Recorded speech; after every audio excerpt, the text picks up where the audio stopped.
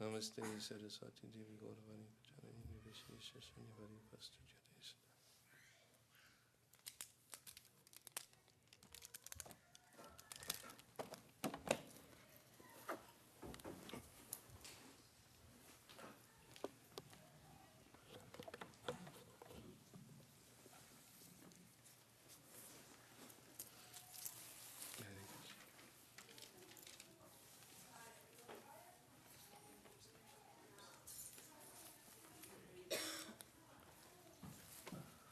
Om Jnana Timarandasya Gananjana Salakaya Chaksha Unmilitam Jena Tasmai Shri Gurave Namaha Ukam Karoti Vachadam Pangam Vangaya Degarim Yat Kripa Tamaham Vande Shri Gurandimataranam Nama Om Vishnu Budaya Krishna Pristaya Bhutale Shrimate Bhakti Vedanta Swami Nityanamani Namaste Saraswati Devi Gauravani Pacharani Nirvishesha Shanyavani Pastajati Satarani Jai Shri Krishna Chaitanya Prabhu Nityananda Shri Advaita Gadadhar Shivasadi Gaura Bhakti Vrinda Hare Krishna Krishna Krishna Hare Hare Hare Rama Rama Rama Hare Hare.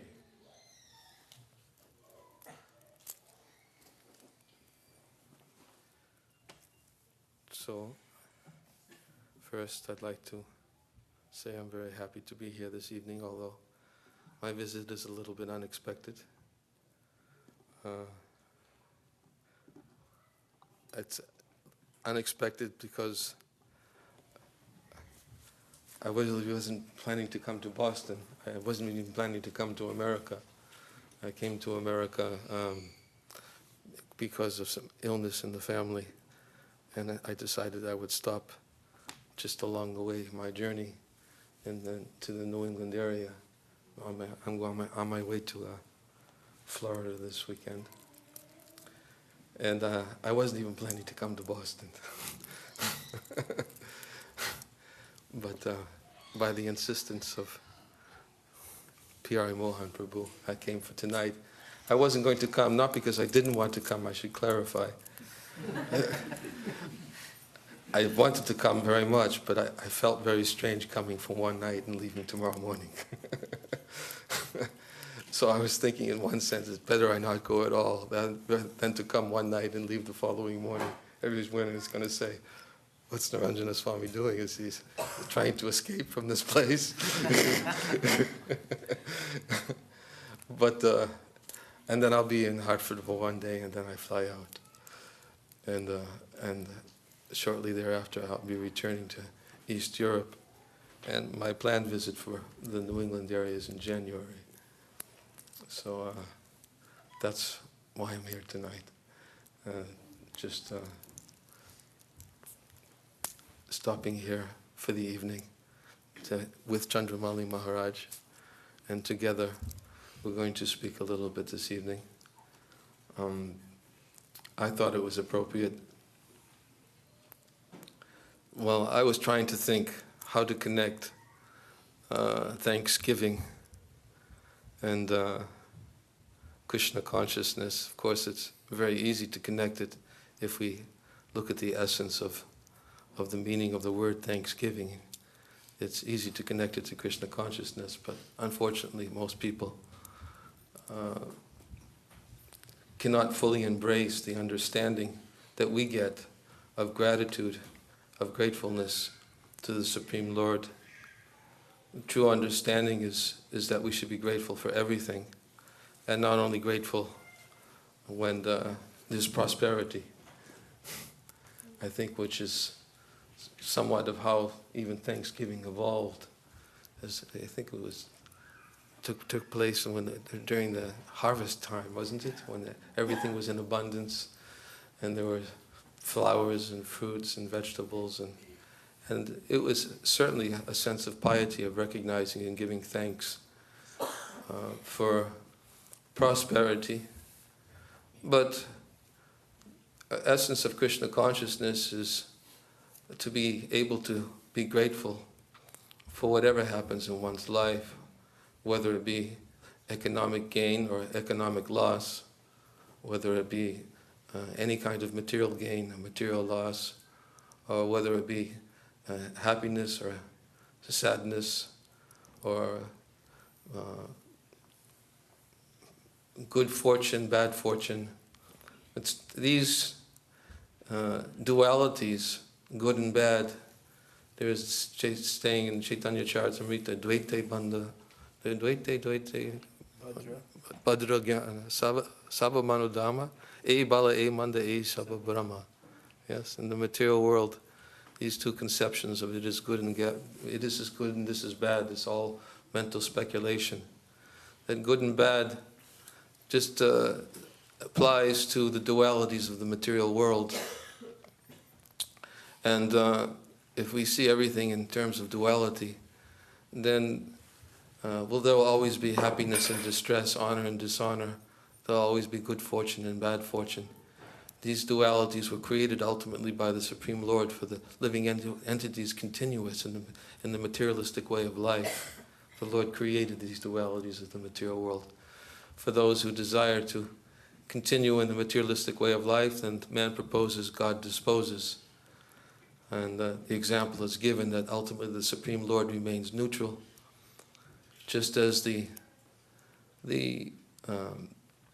sun opens and closes the lily flowers, and the lily flowers are opening and closing, and when the lily flowers are closing, the bees suffer. So should we say the sun is directly responsible for the suffering of the bees? So that example is given in Srimad Bhagavatam. In the same way, we should understand the Supreme Lord is neutral in all his affairs with relationship to this material world as the super soul, the bestower upon the living entities, giving sanction and witnessing his activities.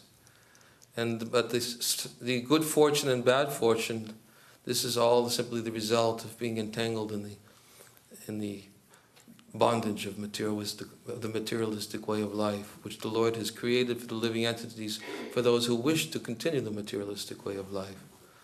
But for those who actually want to see the Supreme Lord is all good, and to understand that whatever happens to the living entity is all good, then he can transcend the duality. And he's a person who can really know how to give thanks to the Lord even in the face of distress. That is something that is very hard to understand. Why should we thank somebody for distress? But we should understand that for a devotee of the Lord, and this is very nicely explained actually. I was going to read one verse I thought it was relevant to thanksgiving in the true sense. It's a verse from Srimad Bhagavatam, Canto 3, Chapter 19, text number 36. Tam sukaradhyam bijubir ananya sharanar nirbi kitagyako naseveta duraradhyam asadhubi. In translation, what grateful soul is there who would not render his loving service to such a great master as the personality of Godhead? The Lord can be easily pleased by spotless devotees who resort exclusively to him for protection, though the unrighteous man finds it difficult to propitiate him. Purport. Every living entity, especially persons in the human race, must feel grateful for the benedictions offered by the grace of the Supreme Lord. Anyone, therefore, with a simple heart of gratefulness must be Krishna conscious and offer devotional service to the Lord. Those who are actually thieves and rogues do not recognize or acknowledge the benedictions offered to them by the Supreme Lord, and they cannot render him devotional service. Ungrateful persons are those who do not understand how much benefit they are deriving by the arrangement of the Lord. They enjoy the sunshine and moonshine, and they get water free of charge, yet they do not feel grateful, but simply go on enjoying these gifts of the Lord. Therefore, they must be called thieves and rogues. This is Srila Prabhupada's commentary, whereby he describes gratefulness. What is the result of great gratitude or gratefulness? A devotee is grateful that whatever happens to him is by the arrangement of the Supreme Lord, and he's grateful for the opportunity to serve him. He finds his most satisfaction in being given that opportunity to remember him and to be able to take shelter in him by easily, accessibly taking shelter of the holy name of the Lord. And then when he takes shelter of the holy name of the Lord and remembers the Lord, even in the face of adversity, that shelter increases his gratitude. What happens is the gratitude even increases. And therefore, sometimes it's very difficult to understand. And I was going to read something short. It's because it's in my heart right now, and it's a recent experience that I had with a godbrother who recently left his body just about 1 or 2 weeks ago.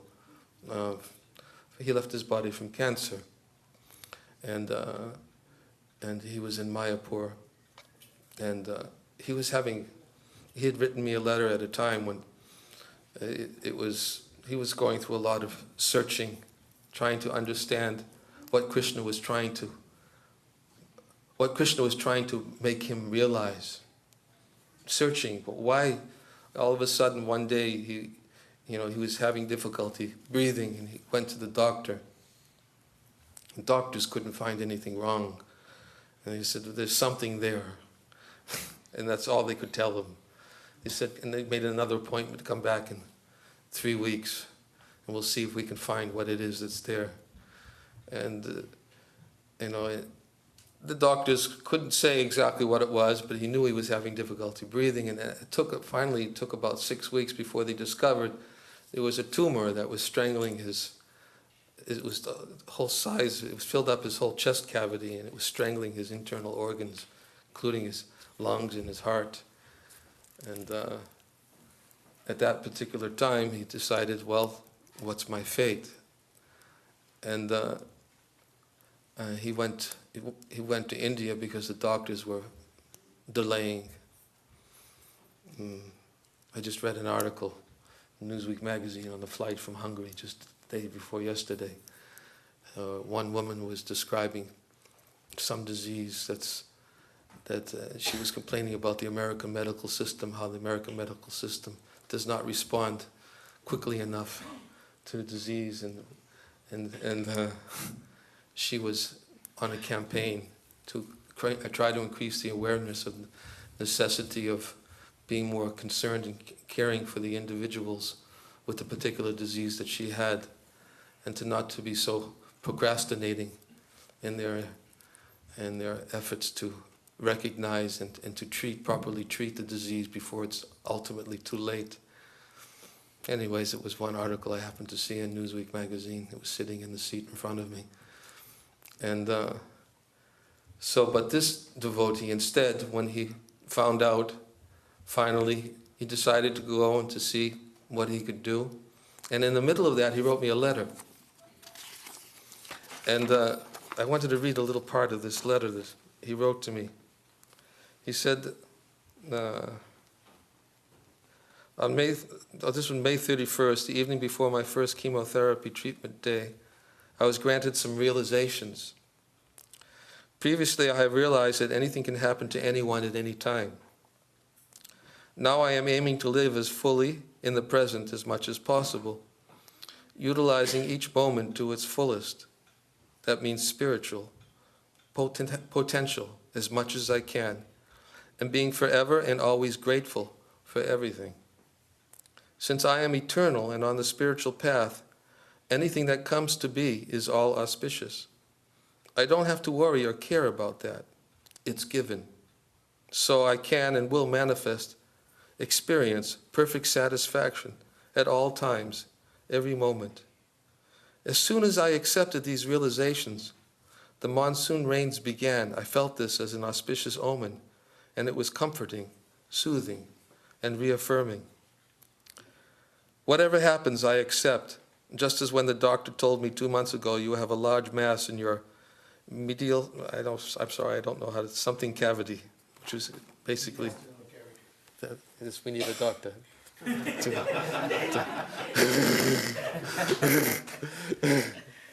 Thank you, Vijendra.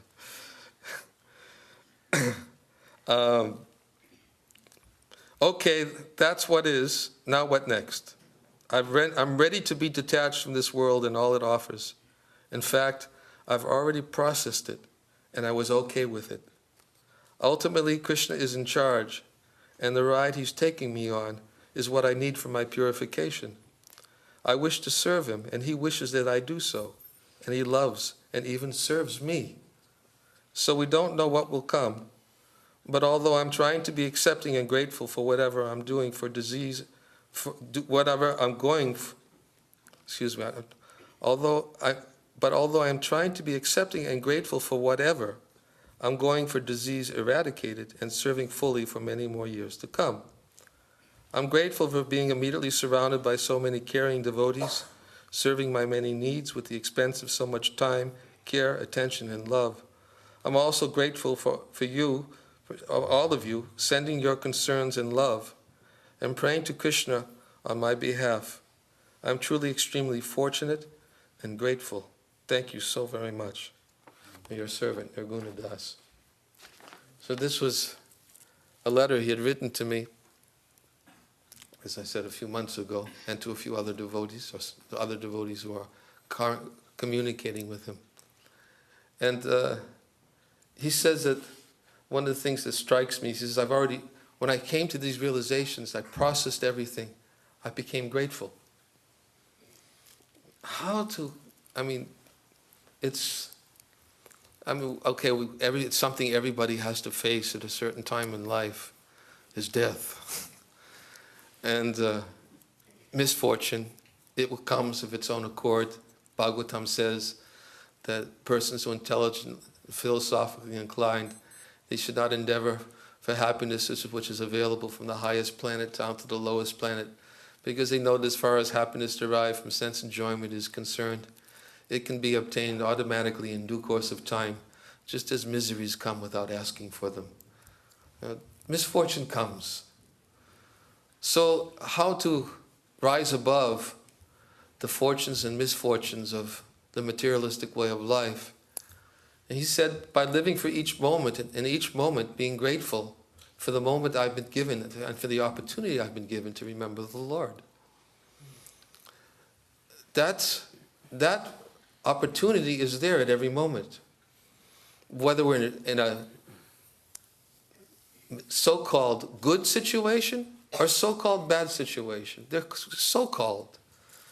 Because they're so-called good or bad because we generally define that which is good or bad in relationship to what is pleasing to myself, what is satisfying to me. But when a devotee processes everything and realizes that the Lord is all good, and when he processes that within his heart and realizes that whatever misfortune befalls me, the Lord must have some purpose in it. Some purpose to enable me to remember him, because the goal is to remember him. Tendency is to forget him when we're in material happiness. That's the tendency. When things are nice, everything is going well, job is going good, I have prosperity, everyone's healthy, then I think everything's going fine now. I can enjoy. And that's bad. That's the worst situation to be in. To think that I can be happy and forget Krishna. It's the worst situation. But a grateful person knows that whatever situation that Krishna is putting me into, even if he puts me into a so-called good situation, then I should see that how he's put me in this so-called good situation to use whatever assets or benefits I'm deriving for his service. Then I can be genuinely grateful. I have this prosperity. Let me use it for the service of the Lord. I have this good health. Actually, I find myself, to be honest with you, I've been quite sick for the last few years, and I've even been overseas. I'm on a temporary leave of absence for my GBC responsibilities. And I'm trying to spend extra time on my health. And every night I find myself praying, please don't let me waste my time simply becoming healthy for the sake of having a healthy body if I can't preach Krishna consciousness. I pray to Krishna every night. What is the value of having a healthy body if I can't use it for preaching the glories of the Lord? Better I remain sick. Why am I wasting so much time in trying to take care of my health unless I can ultimately use it for serving you? I have to pray like that because unfortunately, I'm finding myself giving more attention to the body than I have for the last 20, 25 years that I've been traveling so extensively, and the doctors are telling me, your worst enemy is traveling.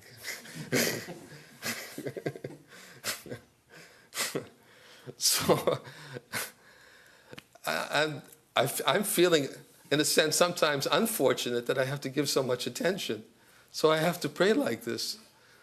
So, but here is a devotee who's, come to the point of processing that he's going to, he has to accept whatever ride the Lord takes me on, as he claims and declares in this letter, and be grateful. He uses the word grateful at least 6, 7 times. I'm grateful to the Lord for what he's doing to me. He's helping me to remember. And this was back in May. His letters subsequent to that also was the same spirit. And the devotees were writing letters, and he passed on, it was about 2 weeks ago. And he was describing the pain he was experiencing, but he was describing how one night in a dream the gopis appeared before him, and he was actually feeling some direct contact with, getting an opportunity or a window into the spiritual world, and they were inviting him. And when that happened, all the devotees were saying, okay, Nirguna, his name is Nirguna Das, he says, okay, just see, you're being invited. Accept the invitation, And he was again trying to process, because for a long time, from that period of May to all the way till, it was in November, some day in the early part of November, when he departed, he says he was praying for Krishna to please reveal to him what he should do next. That was his fervent prayer. The devotees were writing letters and saying, here we have such a good example. They were using him, and using him as an example because it's something that everybody has to face and process at some point in their life. What am I going to do next? No, how am I going to keep what I have now? Because it's going to go. And however it's going to be taken away, we don't know. But one thing we do know is that Krishna is all good and he wants us to come to him. And we do know that there is a place for everyone to go to that is beyond. Krishna says in Bhagavad Gita, that abode of mine is beyond this world. It's a supreme unmanifest. Tad Dhamma Paramam Mama. That is my supreme abode. When all in this world is destroyed, and that world, everything always remains eternally the same. And Krishna describes in Bhagavad Gita, he's describing that transcendental realm which is self-effulgent, where there is no birth, no death, where there is no disease and old age, and where the residents of that world enjoy. They can truly enjoy. But what is their enjoyment? Their enjoyment is in giving pleasure to Krishna. Their enjoyment is always speaking about that little boy, mischievous boy, for the residents, but for those who see Krishna according to parental affection, they become attracted to Krishna's mischievous pastimes as a child. For those who see Krishna as his friend and his cowherd boyfriends, they see Krishna as their equal, and they play with Krishna. They jump on his back, and sometimes they kick him and slap him. Sometimes they play games with him, and they butt heads with him in the forest as they're playing their games. Of course, how could they do such activities unless they actually were on the pure unalloyed platform of spontaneous, ecstatic, loving, devotional service? Krishna allows them to accept that position because of their unreserved, unalloyed love, because their accumulation of so many devotional activities, sometimes after many lives, sometimes even after just one life. And Prabhupada has given his assurance to his devotees, and Krishna gives his assurance, if you give one life, you'll come back to me. He says, Yaidam paramam guyam mad bhakte shabad yasati. For one who explains the supreme secret of devotional service, for him of Bhagavad Gita, for him devotional service is guaranteed, and at the end, he comes back to me. Nachatasman manusheshu kasyan me priyakritama. He says there's no servant in this world who's more dear to me than he. Nor will there ever be anyone who's more dear to me. Krishna declares it. He tells Arjuna, you declare it boldly, Arjuna. My devotee is never vanquished. Prabhupada explains that Krishna told that to Arjuna because he said, Arjuna, if you declare it, then it will have to happen. Because I always support and maintain the words of my devotee. They'll always be true. Therefore, I'm not going to declare it, because if I declare it, some people may not accept, because sometimes I may even break my promise. Such as what he did in the battlefield of Kurukshetra, when he made a vow to take up no weapons, but he picked up the chariot wheel, and he came after Bhishma Dev with the wheel, and used it as a weapon. He broke his own promise to protect Bhishma's promise, who made a promise, with each one of these 5 arrows, I will kill one of the Pandavas, with each arrow individually, unless Krishna himself stops me. So because Bhishma made that vow, Krishna broke his own vow to protect Bhishma's vow. So he said, Arjuna, you declare it, my devotee is never vanquished. Because if you declare it, everyone will have to accept it. Because my devotee, the words of my devotee is always true. And Prabhupada made these statements also. And said, one life. Just give this one life for remembering the Lord, for serving the Lord. That is all. And be prepared for what does Krishna want? What is the next? What is next for us after this life? And all he asks is just man mana bhava mad bhakto mad yaji mam namaskaru. All he asks is just remember me. Just offer your obeisances unto me. Just render service. That's all. And if we just simply each day can remember the Lord and accept whatever the Lord has given, that this is real thanksgiving.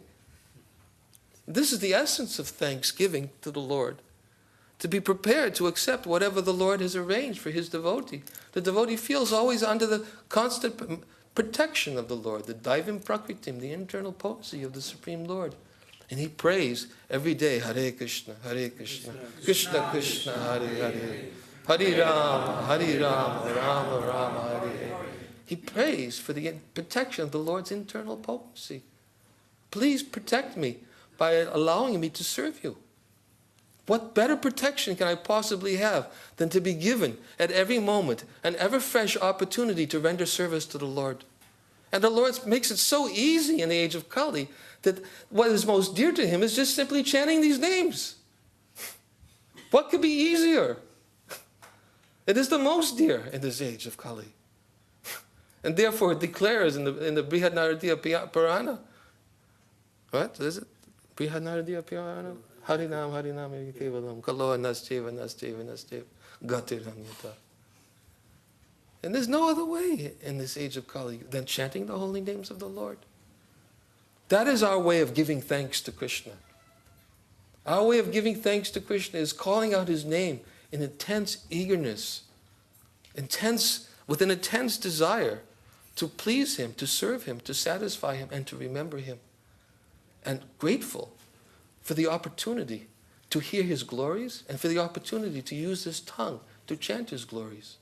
Grateful for the opportunity to have the association of devotees who help us remember those glories of the Lord. Grateful for the opportunity to have a human form of life by which we can hear and chant about Krishna and utilize this valuable human form of life and not waste it in the dualities of the good and bad. Dvaite Bhadra Bhadragans Sabu Manudan. E Bala, E Manda, E Sababram. As Lord Chaitanya himself made this statement to Sanatana Goswami, Sanatana Goswami, his body was filled with oozing sores all over his body. And because he had gone through the forest of Jharkhanda and he drank some bad water, and his body was oozing with these sores. And Lord Chaitanya wanted to embrace Sanatana Goswami, and Sanatana Goswami said, "Please don't, Lord, don't touch me. I'm so contaminated." And Krishna said, even if your body was material, he said, your body is completely spiritual. Why should I feel at all in any way bad by touching your body? He said, even if your body was material, why should I feel bad? And he quoted this verse, Dvaite Bada Bada Gyan Sabhumanadam. There is no such thing as good and bad in this world. He said, well, therefore, and he took Sanatana Goswami and he held him in a deep embrace. Right? Because Sanatana Goswami is a devotee of the Lord. And he said, does a mother get disturbed when a child passes stool on her lap? In the same way, similarly, I take your body and I hold it in my tight embrace.